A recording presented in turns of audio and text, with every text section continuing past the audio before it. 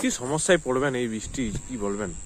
বৃষ্টি যে সমস্যা আমরা চাষিরাই তো বুঝতে পারছি। গত 2 মাস আগে বৃষ্টি হয়েছিল, কিছু ধান তো গেছে, তারপরে কোন রকম কিছু ছিল। এই বৃষ্টিতে ধানগুলো সব গজা হয়ে যাবে আর কি।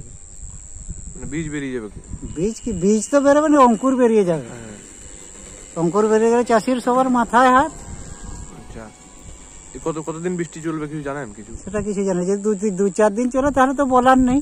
আগাম যে সবজি চাষ ছিল, সবজি চাষ তো যাবে, তারপর সবজি দাম বাড়বে, সে তো সাধারণ মানুষের তখন অবস্থা খারাপ।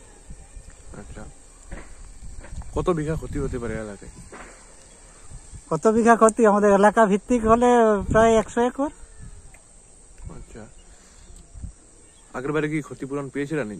না, ক্ষতিপূরণ তো পাইনি। শস্য বীমার কথা বলা হয়েছিল রাজ্য সরকার থেকে, সেটা পেয়েছেন? সরকার থেকে কিছু কিছুটা বলা হয়, কিন্তু এটা সঠিকভাবে চাষিদের কাছে পৌঁছায়নি, কারণ জানান দেওয়ার লোক থাকেন। ওই শস্য বীমার ব্যাপারে যদি সচেতন করা হতো তাহলে হয়তো চাষিরা কিছু কিছু ক্ষতিপূরণ পেত, যেহেতু সেরকম কিছু সরকার থেকে ব্যবস্থা নেই। যদি ব্যবস্থা থাকতো তাহলে চাষিরা ক্ষতিপূরণ পেত। তারপরে সব চাষি তো আর নিজস্ব জমিতে চাষ করে না, কারো কারো ভাগ চাষি আছে, ওদের তো শস্য বীমার ব্যাপারে ওরা তো আর কিছু করতে পারছে না। বাজারে তো আগুন জ্বলবে আবার এরকম হলে? বাজারে তো আগুন জ্বলেই আছে।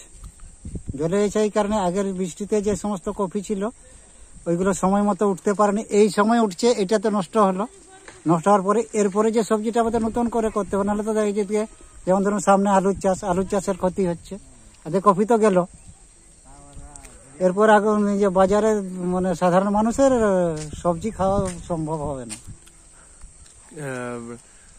যদি 2 দিন আপনাদের চিন্তার ভাঁজ তাহলে কপালে। চাষিদের তো সবার চিন্তার ভাষা, শুধু চাষি বলে কথা নয়, সাধারণ মানুষের